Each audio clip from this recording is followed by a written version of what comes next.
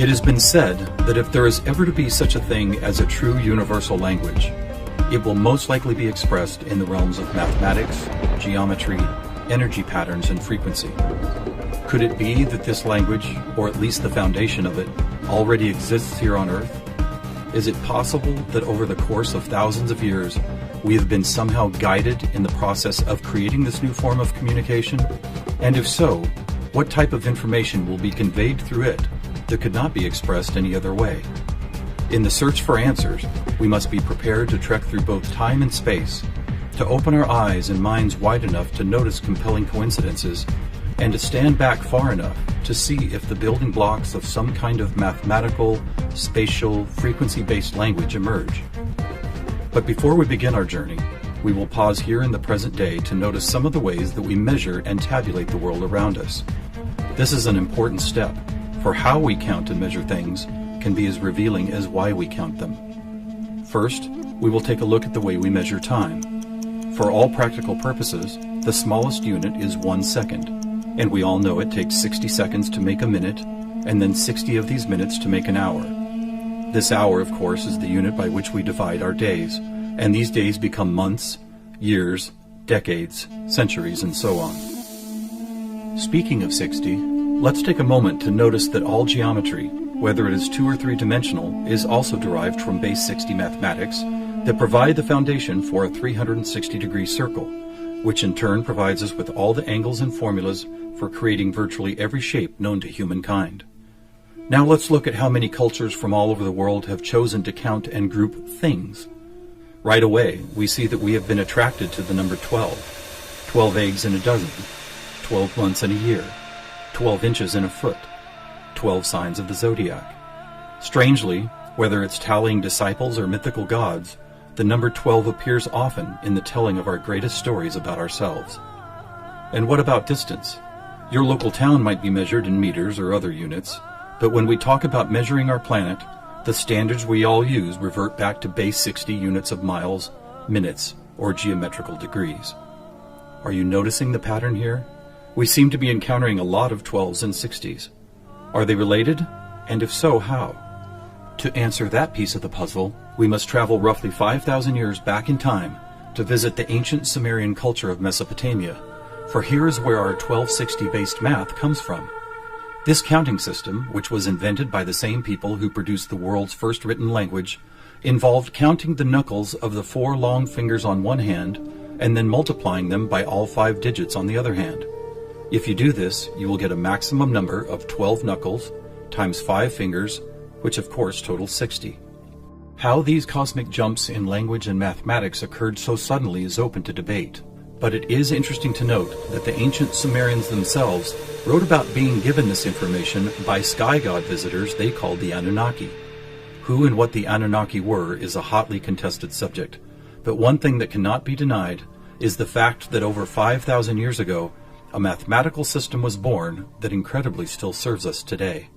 So now that we have our various units of measurement, all based on the Sumerian 1260 counting system, let's jump forward to a few pivotal moments in history and see what other numbers, patterns, and synchronicities appear. In the 6th century BC, on the Greek island of Samos, the famed mathematician Pythagoras led a school of thought that married philosophy, mathematics, music, and of course geometry. And while Pythagoras did not discover advanced geometry, he did apply it in new ways, especially to music. For instance, he noticed that when a tauten string was plucked, it would create a tone. And when that string was divided in half, it would make the same tone only twice as high in pitch. Pythagoras then came up with numerical ratios based on harmonic fifths, and this led to the creation of the musical scale found at the root of most modern music.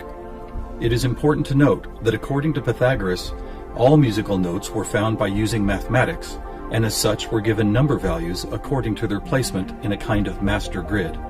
For instance, by using fifths beginning from note number 1, he was eventually guided to note 27.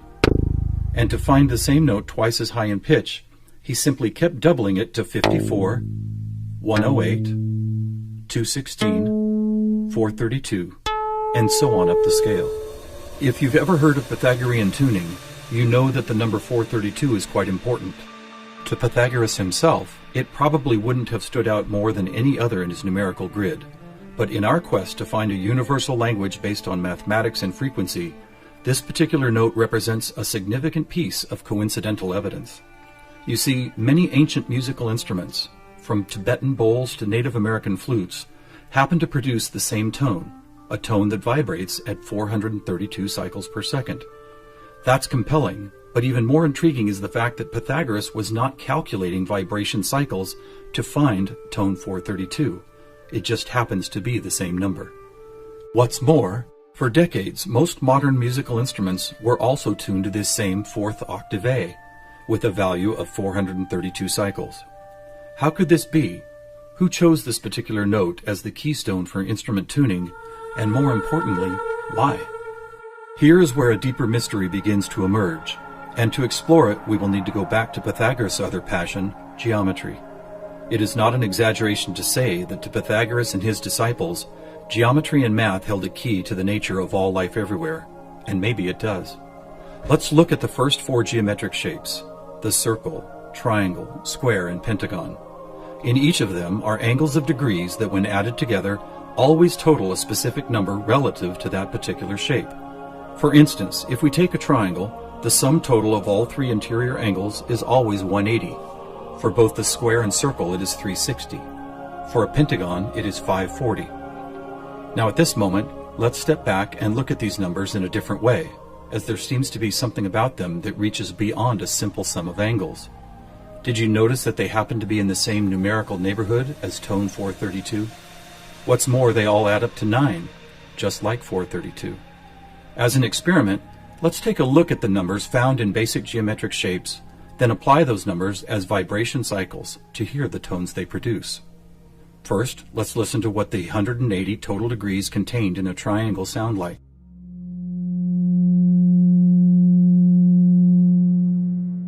And here's a squares and circles 360 in cycles per second. A perfect octave up from the triangle.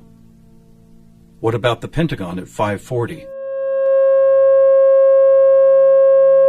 That sounds like a harmonic fifth of the other two. That's interesting. What are these tones? They are F sharp and its perfect harmonic fifth of C sharp. Let's keep going. What does a hexagon 720 sound like?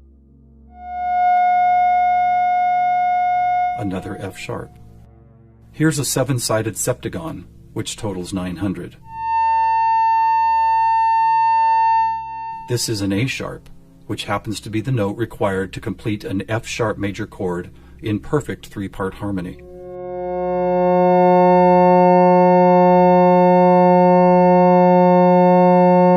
And finally the octagon, where we get 1080, another C sharp.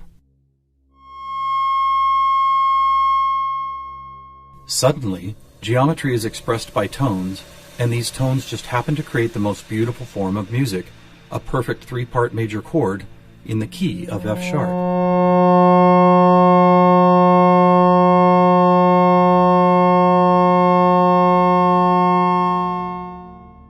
Is this something we've been missing for years?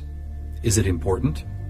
To the famous philosopher and mathematician Plato, the answer would have been a resounding yes, for it is Plato who advanced the study of two-dimensional geometry into three-dimensional geometry, and who began to recognize that nature, whether expressed as a tone, the petal design of a flower, or the spiraling design of a seashell, seemed to follow a 3D mathematical pattern. In fact, it became an obsession of Plato to try and find the simplest three-dimensional geometric shapes, and his quest ultimately revealed what we now call the Platonic solids. In essence, these forms represent the most elemental construction blocks found both in human-made and natural forms. So let's see if and how they fit into our geometry tone grid. First, there is the tetrahedron, or a three-sided pyramid comprised of four interlocking triangles. As we did before, let's add up all the angles found in those four triangles.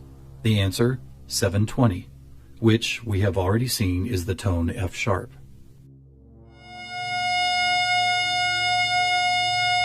Next we have the cube, whose six 360-degree squares totals 2160.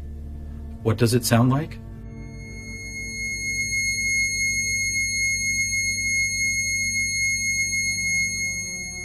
2160 is a high C sharp, and as you will see later, a very interesting number for other reasons as well.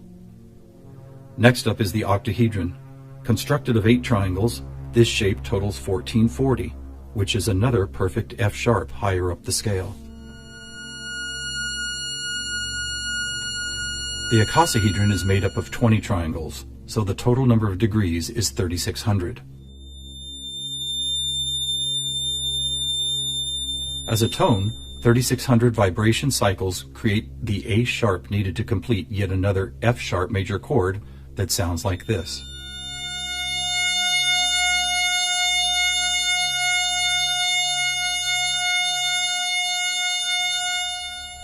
At this point, we have seen how 2- and 3-dimensional geometry can be expressed by the notes found in an F sharp major chord.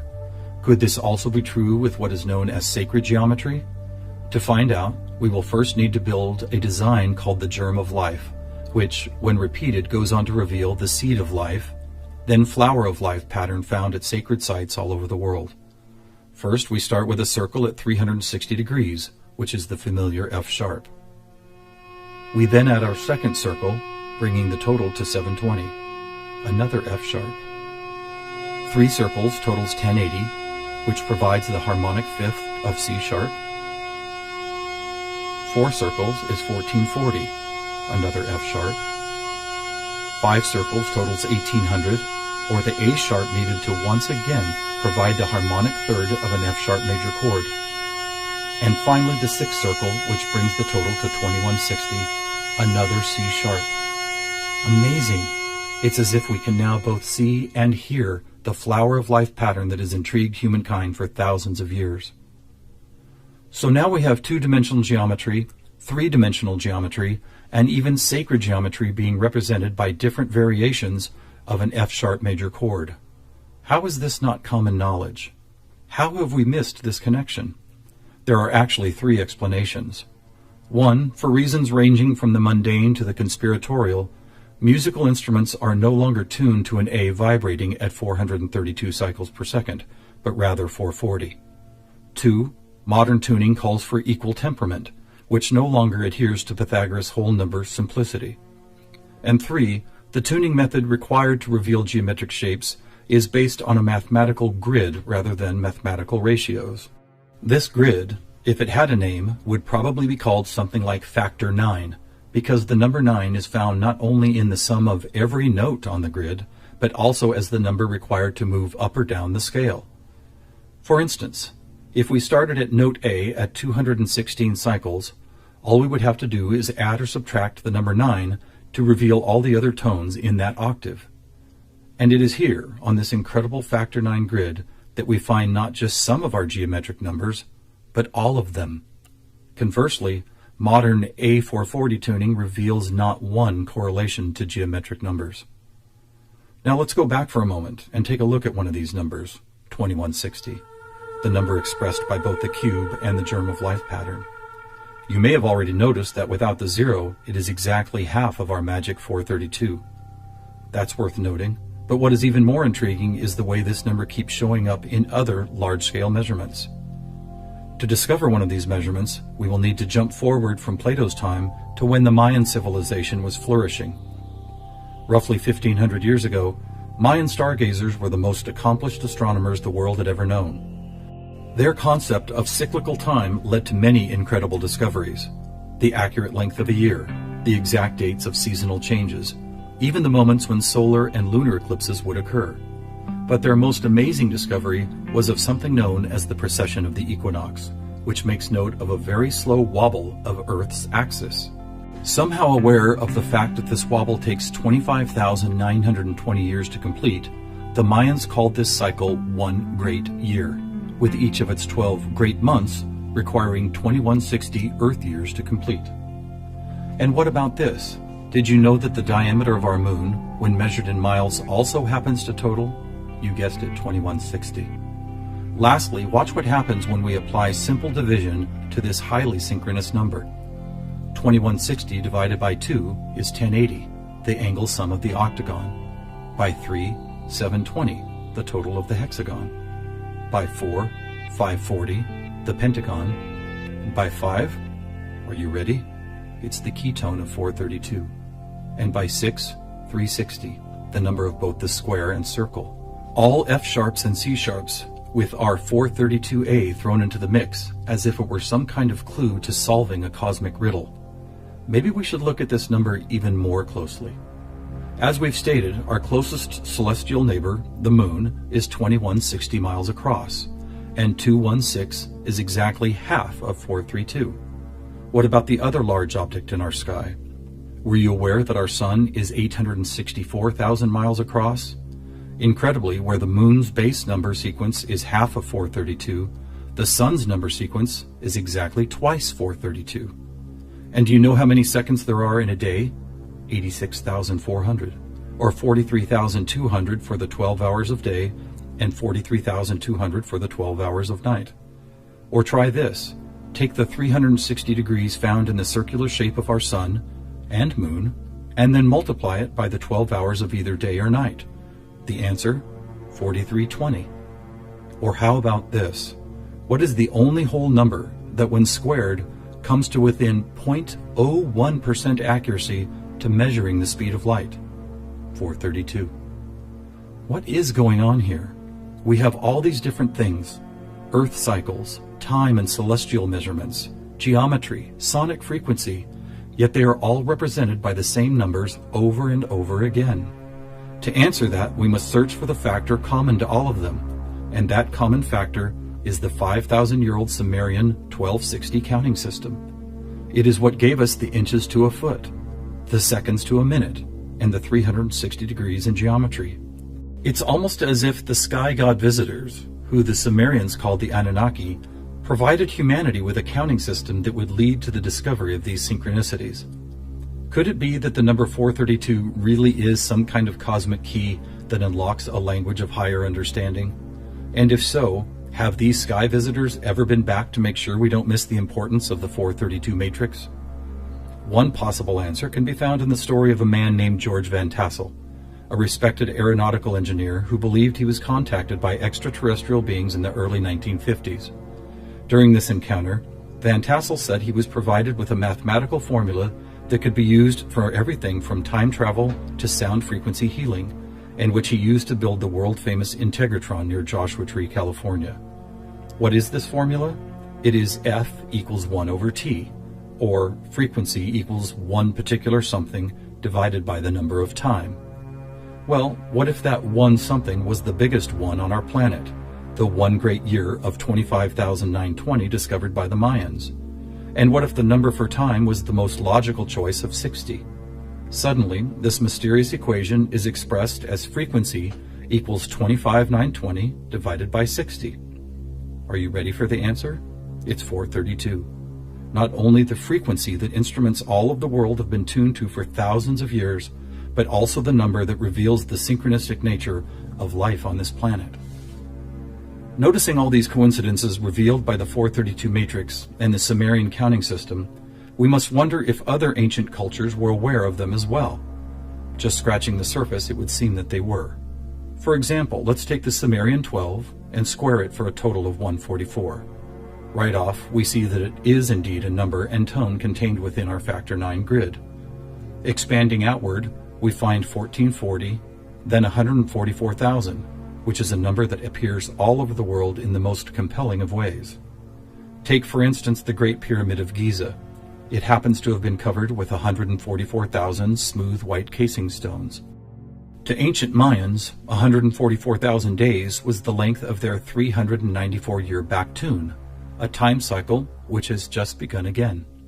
In the Bible, we read that there will be 144,000 chosen ones redeemed from the earth prior to the apocalypse.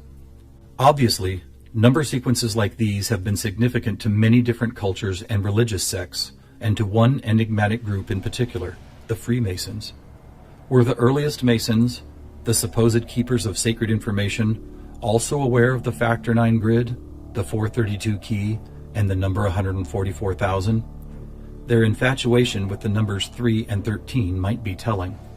For instance, if you divide 144,000 by 432, the answer is 333.3 into infinity. Or take a look at the back of a dollar bill. That famous unfinished pyramid could be revealing some interesting clues.